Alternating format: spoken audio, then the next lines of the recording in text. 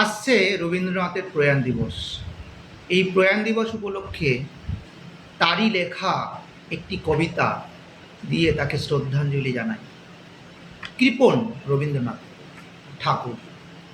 আমি ভিক্ষা করে ফিরিতেছিলাম গ্রামের পথে পথে, তুমি তখন চলেছিলে তোমার স্বর্ণরথে। অপূর্ব এক স্বপ্ন সম লাগিতেছিলে চক্ষে মম। কি বিচিত্র শোভা তোমার, কি বিচিত্র সাজ। আমি মনে ভাবিতেছিলেম এ কোন মহারাজ। আজি শুভক্ষণে রাত পহালে ভেবেছিলেম তবে, আজ আমার দ্বারে দ্বারে ফিরিতে নাই হবে। বাহির হতে নাই হতে কাহার দেখা পেলেম পথে, চলিতে রথ ধনধান্য ছড়াবে দুই ধারে। মুঠো মুঠো কুড়িয়ে নেব নেব ভারে ভারে। দেখি সহসা রথ থেমে গেল আমার কাছে এসে। আমার মুখ পানে চেয়ে নামলে তুমি হেসে।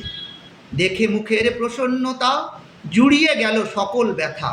হেনকালে কিসের লাগি তুমি অকস্মাৎ। আমার কিছু দাও গো বলে বাড়িয়ে দিলে হয়। মরি এ কি কথা রাজাধিরাজ, আমার দাও গো কিছু। শুনে ক্ষণকালের তরে রইল মাথা নিচু।